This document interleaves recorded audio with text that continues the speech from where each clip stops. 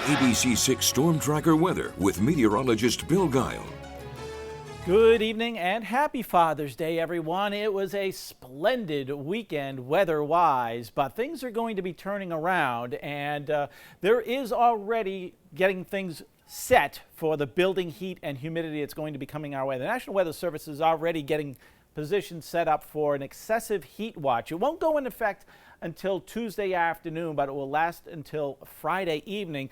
Right now it's for Norfolk County and Middlesex County in Massachusetts, and then you see it also back through the Connecticut River Valley and into portions of Connecticut as well. Right now Rhode Island is not in any of those excessive heat watches. Nonetheless, we are going to be dealing with quite a bit of heat on our own as the jet stream is really going to be pouring in the high heat and humidity as we go into the second half of the week, Wednesday, Thursday, Friday in particular. As we get into the weekend, there might be a little bit of relief coming, but what we're talking about are dew point temperatures combined with actual air temperatures that are going to be causing the problem.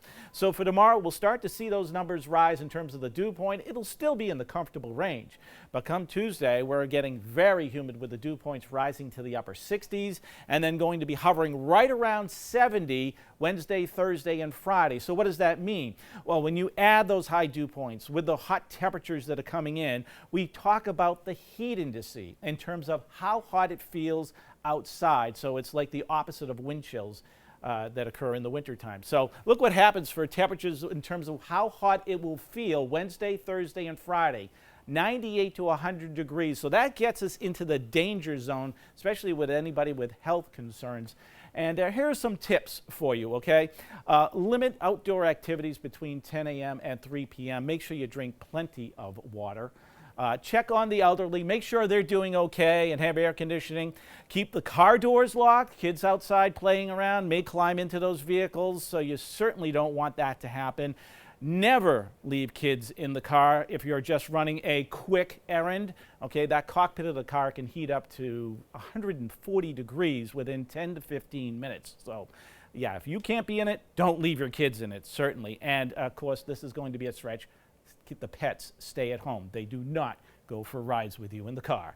All right, it's beautiful out there right now. Not a problem. Nice, comfortable air, 68 degrees. The dew point at 50. But here's a look at the highs across the country today.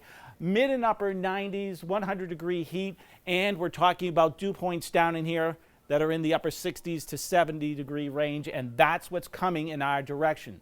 This area of low pressure is going to lift up into Canada. High pressure is going to sit offshore, and the two combined are going to be pumping in the heat and humidity. So we start to warm up during the course of the day tomorrow. Warm front will cross the region. It'll become more humid as we go into Tuesday, and then the hot temperatures follow Wednesday, Thursday, and Friday, and not much precipitation coming to break that. So starting off tomorrow, temperatures not quite as cool as they were this morning.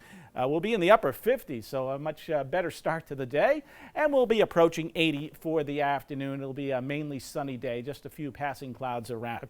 And then we go into Tuesday morning. We start off in the 60s, and we're heading well into the 80s for the afternoon.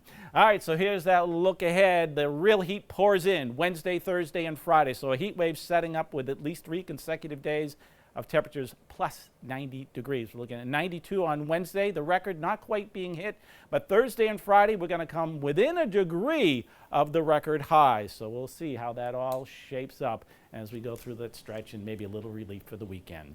That's your latest forecast.